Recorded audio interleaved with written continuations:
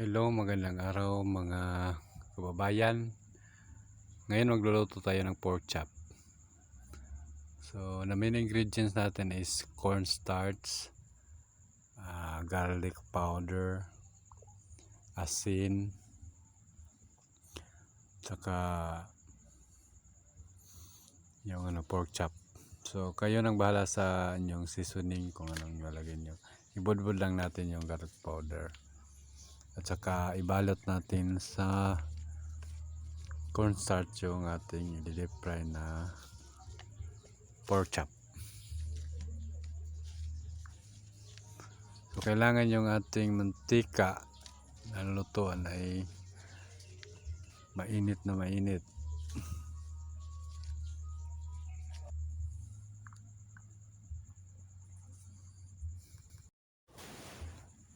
So, mas maganda kung iluluto natin ito sa kahoy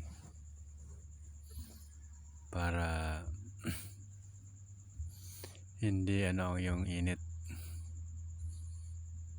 Mas madaling maluto pag sa kahoy natin ito isa lang.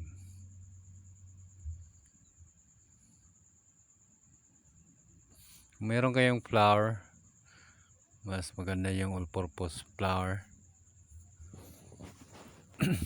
pambalot.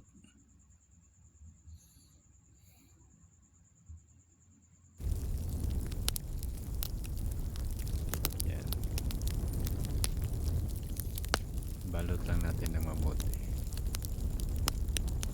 So, ayan yung medyo kumukulo na yung mantika.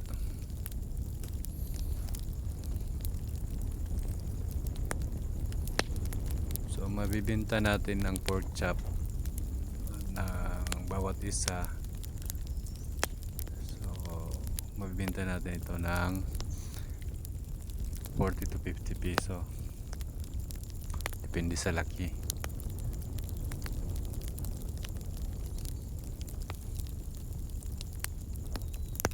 So, mas madaling lutuin at saka hindi ganong magastos sa ingredients.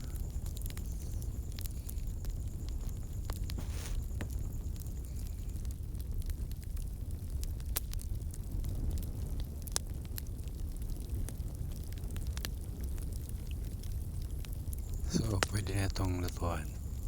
Pwede natin ilagay yung ating i-deep fry na pork chop. So, hintayin na natin ito mag golden brown. So, huwag natin masyadong iluluto kasi mawawala yung yung juice ng pork chop. Dapat golden brown lang.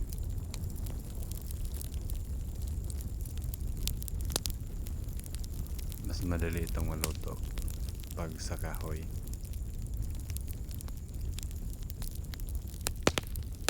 So, sa mga nagbabalak magnegosyo, so pwede itong gawin nating recipe. Itong recipe.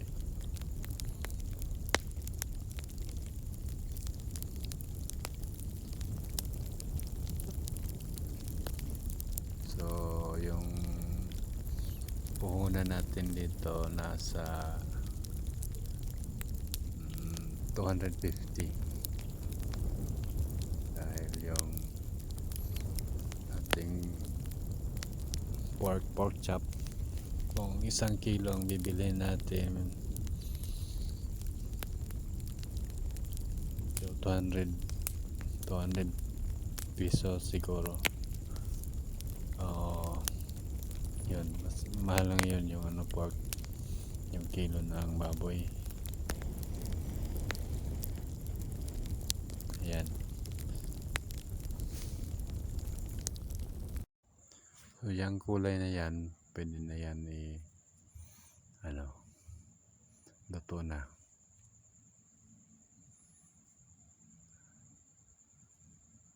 Yan. Sakto lang yung yung luto natin. medyo juicy pa to kaysa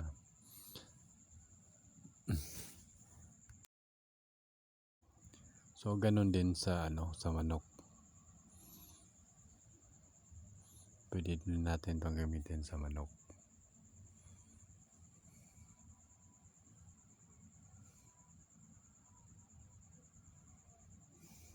So salamat sa panonood, sana may natutunan kayo.